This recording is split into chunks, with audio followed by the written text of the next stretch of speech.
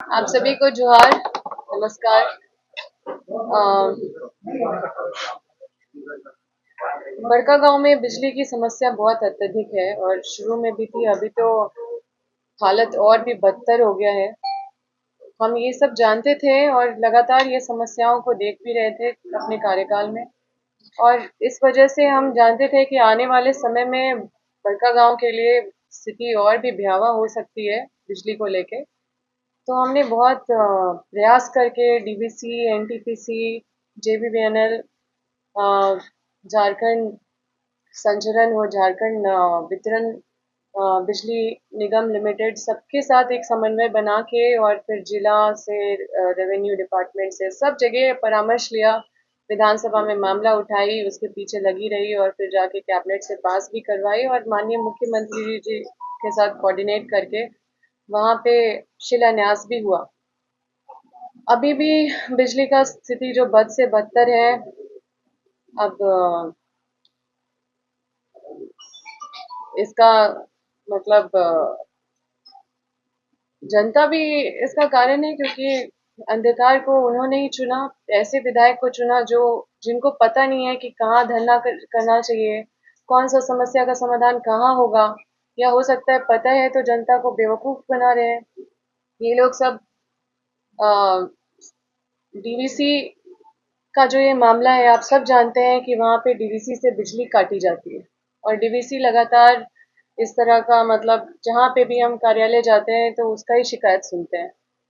तो ये जो डीवीसी है वो बीजेपी शासित केंद्र सरकार के द्वारा कंट्रोल होता है, और एनटीपीसी है जो ग्रिड, हमारा जो प्रयास से एग्रीमेंट हुआ, ये भी तय हुआ कि कहाँ जमीन मिलेगा, जमीन का अलॉटमेंट का भी सारा प्रक्रिया हो गया था। उसके बाद एनटीपीसी उसमें हमको लगता है कि अपने निर्णय को इधर उधर कर रही है या दो कदम पीछे हट रही है जमीन आवंटन करने से। तो एनटीपीसी भी केंद्र सरकार से जुड़ी हुई है और केंद्र सरकार में भाजपा शासित राज्य, भाजपा शासित है, तो वो लोग के द्वारा कंट्रोल होता है।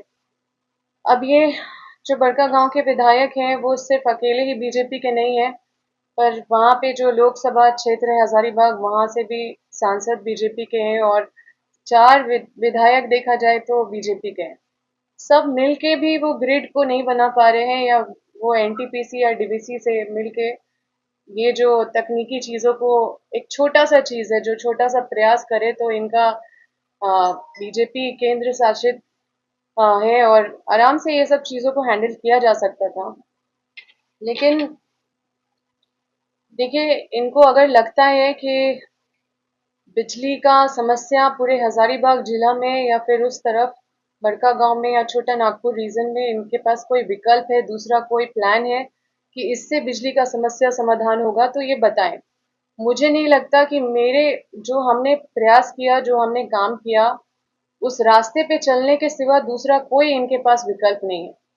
या तो ये जानते नहीं है कि इसका समाधान कहाँ होगा, या फिर ये जनता को बेवकूफ बना रहे हैं और उनको अंधकार में रख रहे हैं। ये बस पॉलिटिक्स कर रहे हैं और सरकार सरकार खेल रहे हैं, मेरी सरकार, तेरी सरकार, इसकी सरकार, उसकी सरकार। लेकिन हम चुप बैठने वाले नहीं हैं।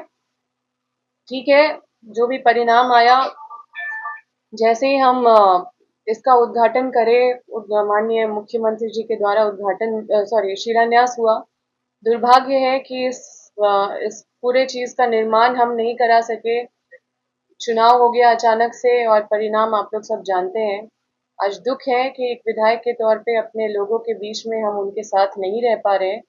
लेकिन इन चीजों पे बिल्कुल चुप नहीं रहने वाले हैं, क्योंकि लगातार बेवकूफ बनाने का काम किया जा रहा है और ये बहुत ही बड़ा मुद्दा है हमारे क्षेत्र में। क्योंकि बिजली, देखिए, ये आज के दिन में ऐसा चीज हो गया है कि बिजली अगर नहीं है तो समझिए दुनिया आपका अंधकार हो जाता है।